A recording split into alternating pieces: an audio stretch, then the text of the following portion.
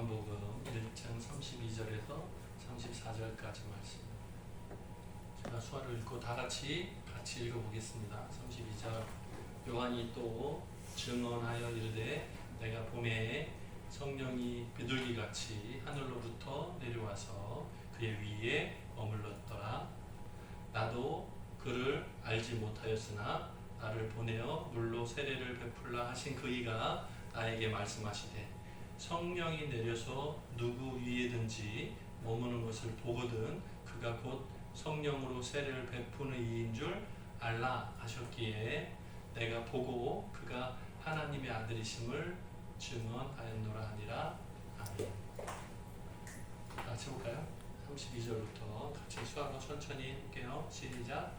요한이 또 증언하여 이르되 내가 봄에 성령이 비둘기같이 하늘로부터 내려와서 그의 위에 머물렀더라.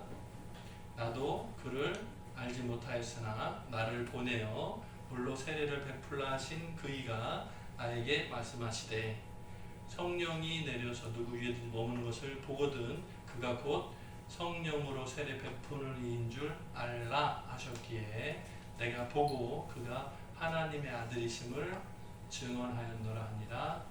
아멘. 편집들 인사할까요? 잘하셨습니다. 만나서 반갑습니다. 네. 우리가 촬영을 이쪽에 이렇게 하고 있잖아요. 이거를 중앙으로 옮기는 방법을 고민해 봐야 될 것 같아요. 제가 인터넷 저희 설교 영상 올라가는 거 댓글을 가끔 보는데 거기 보니까 어떤 분이 추천 글을 올리면서 정면은 아니지만 수화를 잘 아는 분들은 이해하기에 충분할 것 같아요. 이렇게 댓글이 있는 거예요. 그래서 이게 이렇게 돌아서면 이해하기 좀 어려울 수도 있겠다 그런 생각이 들었어요. 이거를 가운데로 옮기는 방법을 고민 좀 해봐 주세요. 뒤에다 놓고 줌으로 당기면 되지 않나요? 괜찮죠? 네. 혹시 이쪽으로 설교할 때 괜찮은데 이쪽으로 설교할 때 어렵다는 분이 있어서 그 고민이 좀 필요할 것 같습니다. 오늘 말씀의 제목은 성령의 증거라는 제목으로 함께 은혜 나누고자 합니다. 참빛이고 세상에 왔을 때 이런 말씀이 나오죠. 요한복음 이제 내용이 보면 참빛 이렇게 예수님에 대해서 참빛이다 설명이 나와요. 지난주에도 조금 나왔던 것 같은데 예수님을 비유로 설명할 때 빛으로 설명하기도 합니다. 오늘 찬양 가사에서도 어둠에 밝은 빛을 비춰주시고 세상에 가사가 있었죠. 참빛의 참빛. 참빛에 대한 설명이 이렇게 나와요. 이거 말씀에 있는 거를 그대로 옮겨놨어요. 각 사람에게 비추는 빛이 있었으니 뭐 이렇게 나와요. 세상은 그로 말미암아 지은 바 되었다. 이거 보면 지난주 말씀을 기억하신다면 제가 너무 많은 기대를 했네요. 죄송합니다. 지난주 말씀을 보면 태초에 말씀이 계시니라. 이 말씀은 하나님과 함께 계셨으니 이 말씀 다시 한번 보여주실래요? 요한복음 1장 그게 더 낫겠네요. 명확히 보는 게 낫죠. 요한복음 1장 초반부예요. 1절부터 쭈루루. 네. 이거 말고 미안합니다. 네. 우리 금요일날 보듯이 성경을 요한복음 1장을 보여주세요. 제가 미리 이렇게 드리고 보여달라 해야 되는데 갑자기 달라 했더니 오늘 읽은 내용을 보여주셨는데요. 네. 요한복음 1장 보세요. 태초에 말씀이 계시니라. 이 말씀이 하나님과 함께 계셨으니 이 말씀은 곧 하나님이시니라. 그죠? 잘 보세요. 그 다음에 태초에 하나님과 함께 계셨고 누가? 말씀이 만물이 말씀으로 말미암아 지은 바 되었으니 지은 것들이 하나도 그가 없이는, 그러니까 말씀이 없이는 세상의 만물을 창조하실 때 말씀 없이 만든 거 외의 것은 없다는 거예요. 그러니까 모든 만물들이 말씀을 통해서 함께 하나님과 함께 만들었다는 내용입니다. 이해되시죠? 그 말씀이.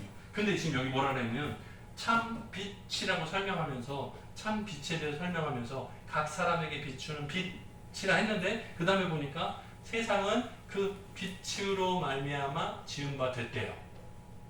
그러면 이 빛은 말씀이라는 얘기가 되거든요. A와 B가 같고 B는 C와 같으면 A는 곧 C다. 수학 뭐예요? 영어. A는 B와 같고 B는 C와 같으면 A와 C는 뭐 이런 얘기예요, 이게. 자, 보세요. 이 빛이 하나님과 함께 계셨어요. 이 말씀이 하나님과 함께 계셨어요. 똑같은 얘기예요. 아, 예수님은 말씀이라고 생각을 했는데 예수님은 빛이구나. 아, 빛으로도 설명이 되고 말씀으로도 설명이 되고 하나님으로 설명이 되고 여러 가지 설명이 가능하다는 얘기네요. 그죠? 무조건 하나님 하면 틀리는 거예요. 그죠? 네, 여기서는 참 빛, 여기서는 말씀과 같다. 이렇게 나와요. 자, 보세요. 자, 그런데 세상은 빛을 비췄는데 몰라. 뭐라고 됐어요? 세상은 빛을 알지 못했고 빛이 자기 땅, 뭐예요? 자기가 만든 세상에 왔어요. 자기 땅에 왔어요. 그런데 자기 백성들이 이 빛이 누군지 몰라요. 영접하지 않아요. 이게 지금 상황이에요. 예수님이 이 세상에 왔을 때 세상의 반응이랄까? 예수님이 오셨으면 와 해야 되잖아요. 왜? 천지 모든 만물을 창조하신 예수님이니까 말씀이 육신에 들어오셨으니까 막 환영해야 당연한데 누군지 몰라. 처음 봤어요. 몰라요. 그래서 세례 요한에게 사명을 준 거예요. 뭐라고요? 빛, 참 빛에 대하여 증거하는 자가 필요한 거예요. 이게 누구라고요? 세례 요한이요. 조한석 집사님 이름이 같아. 세례 요한, 조한석 집사. 근데 무슨 사명이 있다고요? 빛에 대하여 증거해야 돼. 이름이 같잖아 일단. 알고 네? 마음에 새겨요. 자, 영접하는 자. 요한복음 1장 12절이에요. 영접하는 자. 여기서 뭐라 그랬는데요? 자기 백성이 영접하지 않았다 그랬어요. 왜? 빛이 누군지 모르니까. 그래서 그 빛에 대하여 증거하는 사람을 만들어서 맡겼는데 이게 세례 요한이라고요. 그쵸? 근데 1장 12절에 뭐라고 말씀이 나오냐면 영접하는 자 곧 그 이름을 믿는 자들에게는 하나님의 자녀가 되는, 아까 찬양 가사에 나온 거 기억나요? 하나님의 자녀인 자, 맞죠? 여기는 하나님의 자녀가 되는 권세를 주셨으니 그랬어요. 예수님을 영접하면 하나님의 자녀가 되는 권세를 준다. 자, 이게 사람의 뜻으로 난 것이 아니다. 말씀이에요. 그대로 있어요. 오늘 말씀 이렇게 내용을 보면 그대로 있어요. 하나님께로부터 난 자들이니라. 왜요? 이 설명이 요 얘기예요. 자, 보세요. 참 빛. 그 빛이 세상에 왔어요. 근데 얘네들이 깨닫지를 못해요. 빛이 와도 누군지 몰라. 영적으로 죽은 상태이기 때문에 빛을 비춰도 몰라요. 우리가 살아있으면 후레쉬를 다 이렇게 비치면 뭐라 그래요? 눈부셔, 그러죠. 근데 죽은 사람한테 후레쉬를 쫙 비치면 죽은 사람한테 이렇게 하면 이상하잖아요. 죽었는데 말도 안 되잖아요. 자, 참 빛이 웃으니까 얘기가 안 되네. 자, 참 빛이 세상에 비쳤는데 세상은 몰라요. 영적으로 죽었으니까 비춰도 모른다고요. 그래서 깨우는 사람이 필요한다고요. 그게 빛에 대하여 증거하는 사람인 거예요. 가르치는 거예요. 전하는 거예요. 그 역할을 맡은 거예요. 세례 요한이가.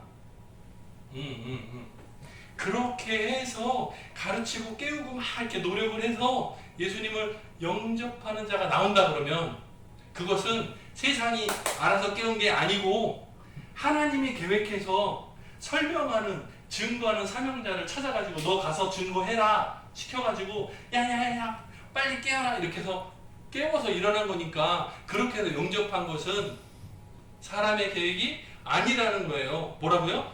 하나님께서 계획하셔서 사람을 찾고 구하고 깨우고 전도하고 이렇게 만든 것은 하나님의 계획이라는 거예요. 우리가 이 자리에 모여 있는 것은 우리가 반듯하고 예쁘고 착해서가 아니라 하나님께서 우리에게 말씀을 보내주셨어요. 씨를 뿌려주셨어요. 그래서 우리가 마음문이 열린 것 뿐이지. 우리가 처음부터 예수님이 오셔서 와! 한 게 아니라고. 이 모든 것은 구속에 관련된 부분들은 하나님의 계획에서 준비가 됐다고요. 날이 저물어 갈 때 빈들에서 걸을 때 네? 그때가 언제인 것 같아요? 날이 저물어가면 어둡죠. 희망을 잃었을 때잖아요. 힘들 때잖아요. 어려울 때잖아요. 나 스스로 소망이 사라질 때잖아요. 희망이 있으면 빛이 보이지, 그죠? 근데 희망이 없는 거예요. 그러니까 어두운 거예요. 날이 저물다는 건 힘이 없다는 거예요. 늙었다는 거예요. 죽을 때 가까웠다는 거예요. 나에게 소망이 없다는 거예요. 그때요. 여호와 이레라고 찬양하는 거예요.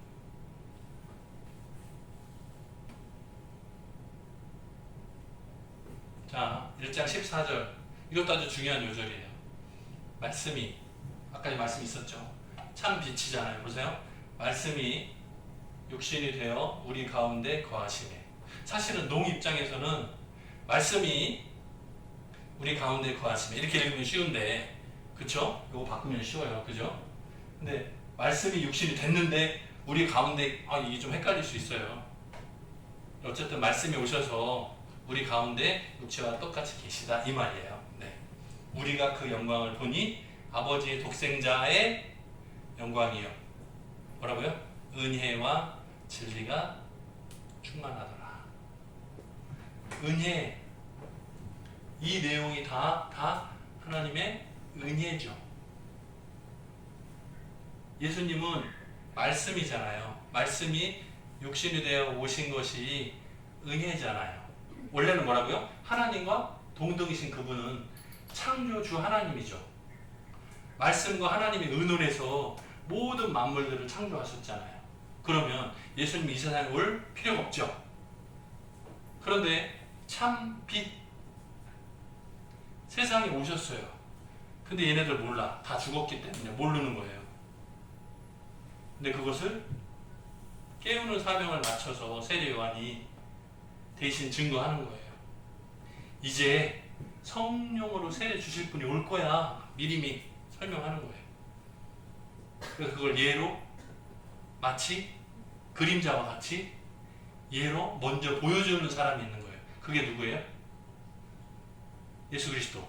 그것을 예로 보여주는 사람은 세례 요한. 미리 보여주는 거예요. 자 보세요. 율법, 하나님의 말씀, 구약 성경이죠. 율법은 모세를 통해서 주셨어요. 그래서 십계명 돌판을 들고 내려왔어요. 그죠? 그래서 이스라엘 백성들 때 가르쳐줬어요. 첫 번째, 두 번째, 세 번째에서 10번째까지 우리 지난번에 배웠어요. 그죠? 십계명을 배웠어요. 주셨어요. 그런데 뭐라고요? 은혜와 진리는, 아까 여기 있었는데, 은혜와 진리는 예수 그리스도를 통해 우리에게 주셨어요. 예수 그리스도를 통해서 죄의 사함이 무엇인지 깨닫게 하셨어요. 자, 율법의 방식으로 죄의 사함을 받는 방법은 뭐였어요? 동물을 죽여서 피 흘리는 비참함을 보고 내 죄를 동물한테 전가시켜서 얘를 죽이는 거잖아요. 원래는 내가 죽어야 되는데 대신 동물을 죽이는 거잖아요. 그걸 직접 시각적으로 보여야 돼요. 직관적으로. 그런데 그렇게 하지 말고 간단한 방법을 주셨어요. 은혜와 진리의 방법으로. 예수님이 대신 십자가에 달려 죽으시고 피 흘리시면 원래는 내가 죽어야 되는데 내 대신 예수님이 달려 죽으신 것을 직접 보여주시는 거예요. 이거는 그림자와 같은 거예요. 실체는 이거예요. 그러니까 구약 성경을 통해서 앞으로 죄의 사함의 방법을 설명했어요. 예를 들어 보여줬어요. 그리고 직접 예수님이 오셔서 죄 사하는 내용을 직접 행함으로 나타내셨어요. 그게 이거예요. 똑같은데 죄 사하는 방법에 대해서 물로 세례를 주는 물로 세례를 베풀라 말씀하셨어요. 자, 세례라는 방법은 언제부터 시작이라고요? 구약 성경에 세례가 있어요, 없어요? 여기서 이제 전제를 상상하시면서 다 쏟아붓는 거 그 전제라고 기억이 있는데 그거 아니에요. 달라. 그거는 헌신의 의미로 제사의 방법 중에 붓는 방법이 있어요. 그거 별도 달라요. 자, 물로 세례를 베푼다는 것은 죄 사함을 받는다는 의미인데 내 죄를 고백하고 회개하고 물로 세례를 받아요.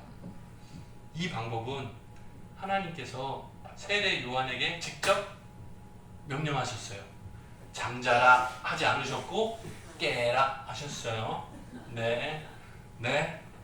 세례. 네, 장소와 관계없이 언제든지 어디서든지 잘 수 있는 능력을 가진 집사님. 우와. 자, 물로 세례를 베풀라. 이거 오늘 말씀에 읽으면 나와요. 물로 세례를 베풀라 말씀하신 그 이가 성령이 내려서 누구 위에든지 머무는 것을 보거든 그가 곧 누구라고요? 성령으로 세례를 베푸는 이인 줄 알아라. 오늘 말씀 다시 한번 보여주세요. 장로님, 이거 오늘 말씀 그 성경책 말고요. 오늘 읽은 거 잘 봐봐요. 이거 좀 전에 거부터 볼게요. 좀 전. 네, 여기 보면 중요한 게 나와요. 이게 한 3번 정도 반복해서 나오거든요. 요한복음 1장에 보면 나도 누군지 몰라 이 말이 나와요. 나도 그를 알지 못하였으나 이 말이 반복 나와요. 세례 요한의 입장에서는 예수님이 누군 줄 알았어요? 친척 동생. 그냥 평범한 친척 동생으로 알았단 말이에요. 근데 나도 그를 알지 못했어요. 세례 요한의 입장에서는 예수님이 하나님의 아들인 걸 몰랐어요. 나도 그를 알지 못하였으나 나를 보내어 물로 세례를 베풀라. 하나님의 사자가 와서 얘기했을 거 아니에요.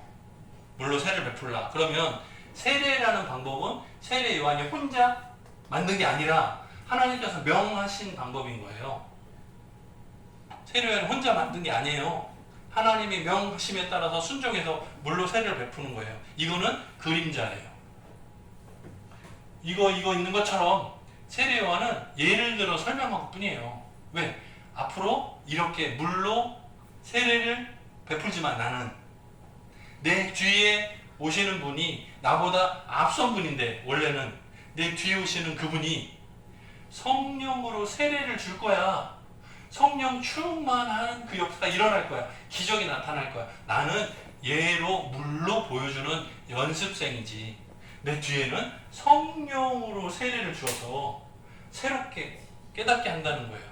그런데 그 증거, 그 사람이 누군지 나는 모르는데 그 증거로 나타낸 게 뭐냐면 성령이 비둘기같이 내려서 그 사람 위에 머무는 것을 보면 이 사람이 성령으로 세례를 주는 사람이다.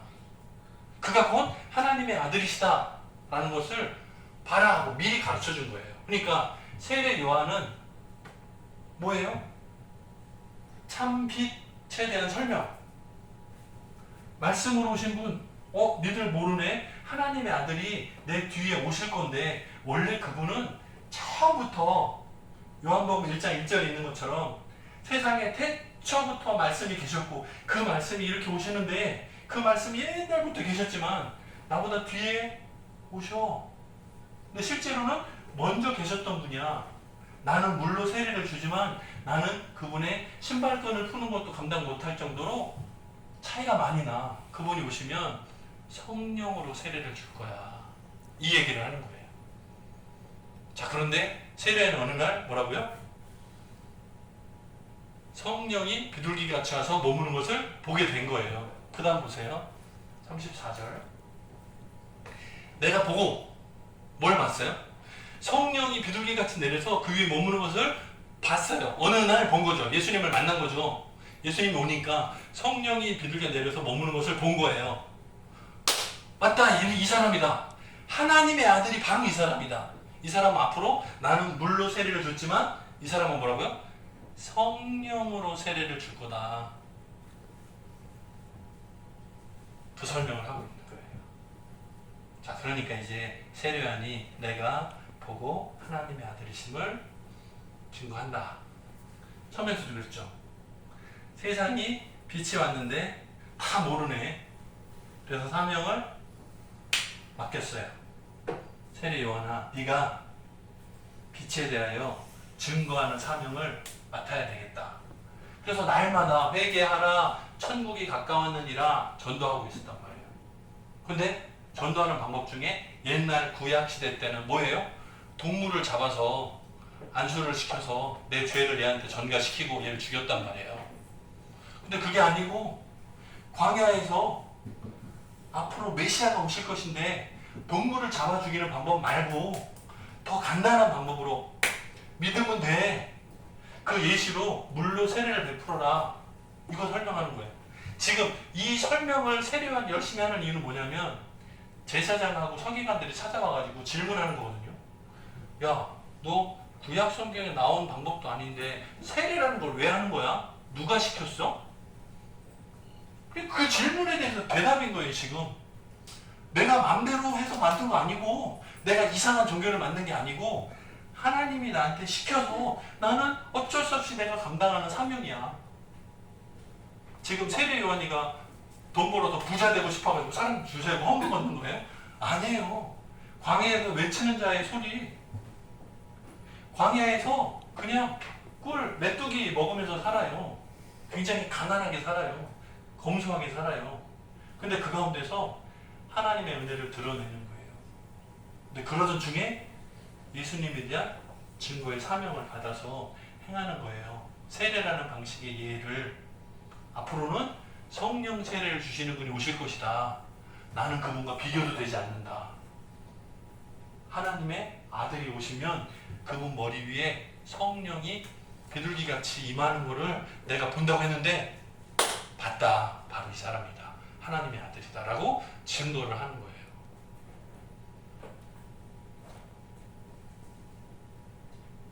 성령의 증거. 이제 우리는 세례 요한하고 똑같은 입장이 됐어요. 예수님이 세상에 오셨어요. 이미 오셨어. 2000년 전에 오셨어요. 그리고 하나님의 아들이심의 증거를 수없이 남기셨어요. 기적도 행하시고 병고침도 하시고 귀신 쫓아내시고 어마어마한 역사를 많이 이뤄내셨어요. 그리고 가장 중요하게는 십자가에 달려 피 흘리심으로 우리의 죄를 대속해 주셨어요. 이제는 우리가 믿기만 하면 영접하는 자에게 주시는 권세를 얻어요. 하나님의 자녀로서의 권세를 얻어요. 그리고요, 말씀이 육신이 되어 우리 가운데 오신 그 영광을 봤어요. 하나님 아버지의 독생자 영광을 봤어요. 그러면 우리의 삶 가운데서 은혜와 진리가 충만한 그 모습을 이제 우리가 나타내고 살면 돼요. 누구처럼? 빛에 대하여 증거하는 사람처럼. 그럼 우리는 하나님의 자녀, 빛의 자녀가 됐어요. 그냥 세상 사람들이 우리를 보고 와, 이게 깨달아져야 되죠. 근데 세상 사람들이 우리를 보고 와, 비슷하다, 나랑 똑같아, 그럼 곤란해지죠. 뭐라고요? 세례 요한은 그 당시 세상에서 살던 대제사장이나 서기관과 같았어요? 달랐어요? 완전히 달랐어요. 완전히 달랐어요. 자, 이제 우리가 살아가는 삶의 방식이 하나님께서 기뻐하시는 그 방법의 선택이 필요해요. 세상의 방식이 아니고. 그게 성령님의 증거가 우리 안에서 아주 자연스럽게 드러나야 돼요. 이번 한 주간 동안의 삶이 하나님 기뻐하시는 삶 가득하기를 주님의 이름으로 축복합니다. 같이 일어나겠습니다. 사랑이 많으신 하나님 아버지 감사합니다. 세례 요한이 마음대로 세례를 베푼 것이 아니라 하나님의 명령대로 순종한 것임을 다시 한번 확인합니다. 또한 성령이 비둘기같이 예수님 위에 머무르는 것을 보고 아, 이분이 바로 말씀이고 바로 빛이며 하나님의 아들이라는 것을 증거하는 세례 요한의 그 사명 감당하는 모습을 발견합니다. 우리가 살아가는 삶의 현장 곳곳에서도 동일하게 세례 요한과 같이 하나님의 아들이심을 예수 그리스도를 증거하는 우리들의 삶이 될 수 있도록 인도해 주옵소서. 감사드리옵고 예수님의 이름으로 기도드립니다. 아멘.